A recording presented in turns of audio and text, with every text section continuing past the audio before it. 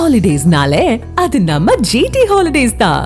GT Holidays, South India's #1 travel brand. கூட்டுறவுத்துறை சார்பில் நடத்தப்பட்ட எஸ்ஆர்பி டிஆர்பி பணியிட தேர்வு முடிவுகளை இன்னும் அரசு வெளியிடவில்லை என்று கூட்டுறவுத்துறை முடிவுகள் தாமதமாக இருக்கிறது என்றும் எதிர்க்கட்சித் தலைவர் எடப்பாடி பழனிசாமி கண்டனத்தை பதிவு செய்திருக்கிறார்.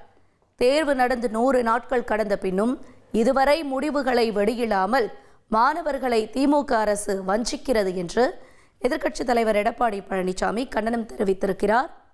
விவரங்களோடு செய்தியாளர் தாயுமானவன் இணைந்திருக்கிறார். தாயுமானவன், மேலும் விவரங்களை பதிவு செய்யலாம். கூட்டுறவுத்துறை மாதம் எஸ்ஆர்பி மற்றும் டிஆர்பி பணியிடங்களுக்கான தேர்வுகள் நடத்தப்பட்ட நிலையில 100 நாட்கள் கடந்த பின்னும் இதுவரை முடிவுகள் என்பது வெளியிடப்படாத ஒரு சூழல் என்பது இருக்கிறது.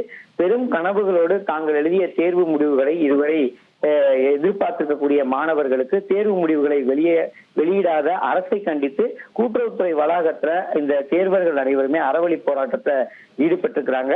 இந்த நிலையில தேர்வர்கள் அனைவருமே தற்போது காவல்துறை தரப்புல கைது செய்யப்பட்டிருக்கக்கூடிய நிலையில் அதற்கு கண்டனத்தை அதிமுக பொதுச்செயலாளர் எடப்பாடி பழனிசாமி தெரிவித்திருக்கிறார். குறிப்பா டிஎன்பிஎஸ்சி குரூப் 2 தேர்வையே முறையாக நடத்த முடியாத ஒரு சூழல் இருக்கக்கூடிய நிலையில் கூட்டுறவுத்துறை தேர்வு முடிவுகளை வெளியிட முடியாத ஒரு சூழல் இருப்பதாக இந்த அரசின் மீது கடுமையான விமர்சனத்தை முன்வைத்திருக்கிறார்.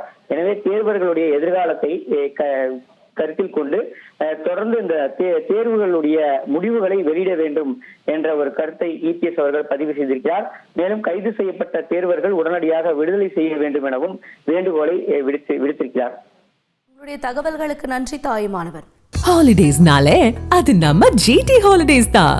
GT Holidays, South India's #1 travel brand.